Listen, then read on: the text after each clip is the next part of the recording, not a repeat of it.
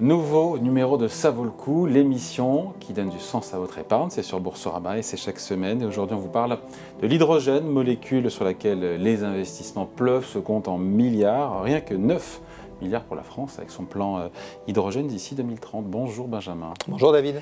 Benjamin Louvet. Bon, on a l'Europe qui doit se passer du gaz russe. Compliqué parce qu'il y a une temporalité différente entre la transition énergétique qu'on doit réussir et pour laquelle on doit accélérer, et le fait qu'on doit se passer notamment en Europe du gaz russe. Ouais. Et en même temps, il faut viser la neutralité climatique en 2050. Et donc, il y a des investissements à tour de bras partout sur le globe, aux États-Unis, au Japon, en Europe. Et on nous dit, on nous vend cette petite histoire comme quoi on finira bientôt par faire rouler à l'hydrogène nos voitures, nos avions, se chauffer, tout et tout. Et on se dit, en plus, c'est génial parce que ça dégage quoi, l'hydrogène, à la fin, ça dégage de l'eau, de la vapeur d'eau. Et donc, c'est normal que tout le monde mette le paquet. Vous n'y voyez pas, vous n'y voyez aucun inconvénient? J'y vois aucun inconvénient, mais après, je voudrais juste qu'on revienne aux fondamentaux. Il y a un moment où il faut qu'on comprenne que s'il y avait une solution simple à un problème compliqué, on l'aurait implémenté depuis longtemps. L'hydrogène, les scientifiques étudient cette molécule et on a notamment l'Académie des technologies qui a fait une étude sur l'hydrogène et qui dit que ça fait partie des solutions. Effectivement, ça a un certain nombre d'intérêts.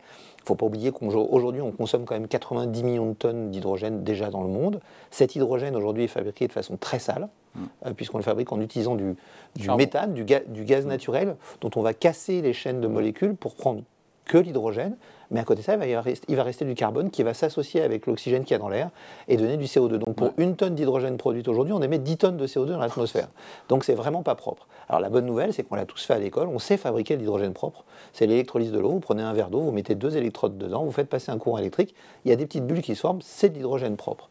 Donc partant de ce principe-là, c'est plutôt pas mal. Mais ce que rappelle l'Académie des technologies, c'est que quand on fait ce processus et qu'on veut utiliser cet hydrogène ensuite pour refabriquer de l'électricité. L'idée de l'hydrogène, c'est de stocker l'électricité des éoliennes et des panneaux solaires, qui est intermittente, c'est-à-dire qu'il n'y a pas tout le temps du soleil, il n'y a pas tout le temps du vent. Et donc des fois, il y a du vent et du soleil, on n'a pas besoin d'électricité. Donc on va utiliser cette électricité pour faire tourner des électrolyseurs, faire de l'hydrogène, et puis comme ça, au moment où il n'y aura pas de vent et pas de soleil, on pourra utiliser cet hydrogène pour pouvoir faire de l'électricité. Sauf que pendant tout ce processus, l'Académie des technologies rappelle qu'aujourd'hui, il y a des pertes d'à peu près 70%.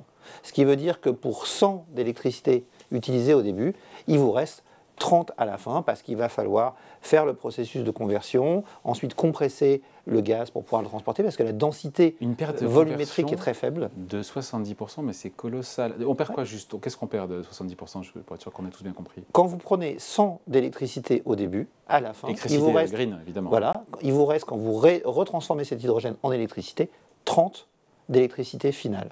Il y a 70% de pertes pendant toute la transformation. Donc, c'est relativement peu efficace. Et par exemple, si on prend l'exemple du transport routier, clairement, faire rouler une voiture à l'hydrogène n'est pas forcément très compétitif par rapport à un moteur électrique à batterie, où là, on va avoir une transformation directe avec un taux de transformation qui est plutôt très positif, très peu de pertes, sachant que dans une voiture à hydrogène, la pile à combustible va retransformer l'hydrogène en électricité avant de l'utiliser pour le moteur avec un moteur électrique. Donc on a effectivement toute cette chaîne de pertes dont on parlait qui nous amène à 70%. Donc il faut le garder pour des usages très spécifiques.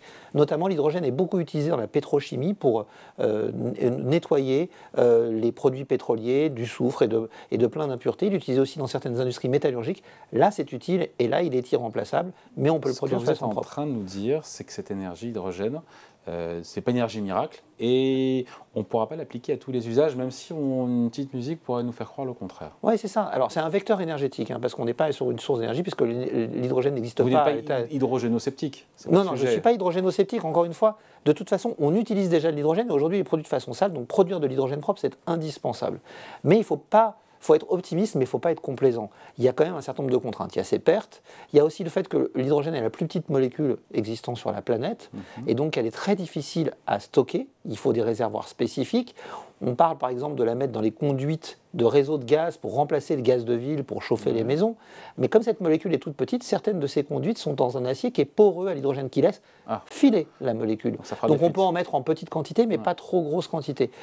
Parler de l'hydrogène pour l'avion, pardon, j'espère qu'on arrivera à faire voler quelques avions avec de l'hydrogène sur les courtes distances, sur les courts courriers, mais sur les longs courriers, c'est impossible.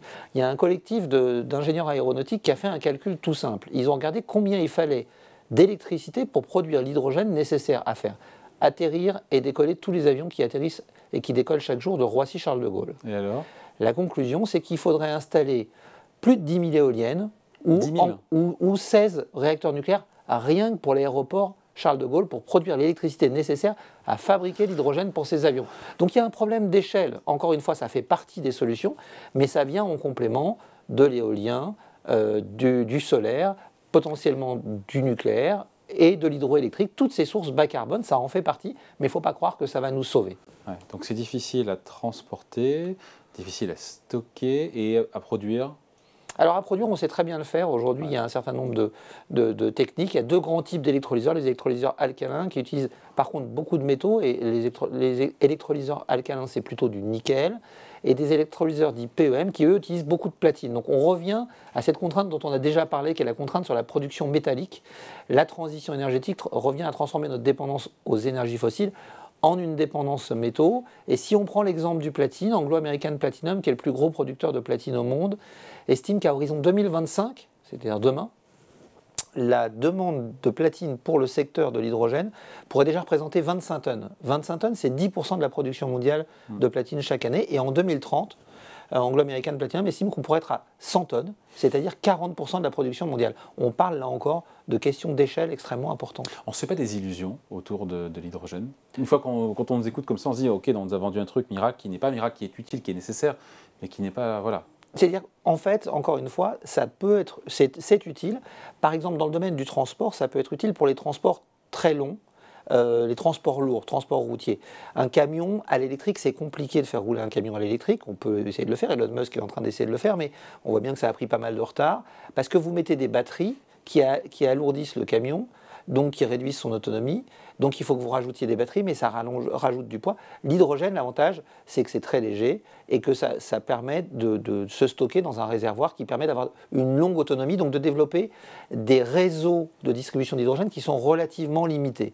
Donc ça peut être une solution. Pourquoi alors de l'hydrogène ? Alors pour le transport lourd sur longue distance, pour le transport pour les flottes dans les villes, parce que vous avez besoin d'avoir 3 pompes à hydrogène qui sont réparties dans des flottes de véhicules, les petites camionnettes pour les livraisons du dernier kilomètre ou pour les livraisons autour des zones urbaines, parce que là vous avez besoin donc, de très peu d'infrastructures, 3 pompes à hydrogène dans la ville pour que tout le monde puisse se recharger et vous avez quelque chose d'assez optimal. Et puis pour les usages industriels, parce qu'encore une fois, pour la production métallurgique et pour la production pétrochimique, parce qu'on aura toujours besoin de pétrole pour un certain nombre d'usages pétrochimiques, eh bien on peut avoir besoin d'hydrogène. Et puis on en a besoin aussi dans un autre domaine, c'est pour la fabrication des engrais. Les engrais, le précurseur de la plupart des engrais, c'est l'hydrogène. Et donc il faut pouvoir produire cet hydrogène de façon propre. Bon, on l'a pas dit, mais c'est un gaz qui est inflammable. Oui, qui est inflammable et explosif. Et explosif. Dans certaines conditions, hein, il faut. Au contact de l'air. Donc on dit qu'en termes de transport. Il faut quand même une concentration spécifique, mais effectivement, oui, c'est un gaz qui est assez dangereux. Donc si on veut le mettre dans les transports, il faut des réservoirs qui sont développés notamment par des entreprises françaises très spécifiques pour garder une bonne étanchéité, même en cas d'accident. On se quitte là-dessus, donc l'hydrogène, ça reste une énergie. Centrale, importante dans la transition énergétique, mais ce n'est pas la solution miracle. Optimiste, mais pas complaisant, ça fait partie des solutions, mais il n'y a pas de solution simple aux problèmes compliqués de la transition énergétique. Sinon, ça se saurait. Allez, merci beaucoup. Explication signée Benjamin Louvet. Merci Benjamin. Merci David. Ça vaut le coup, revient ici chez vous sur Boursorama dans une semaine.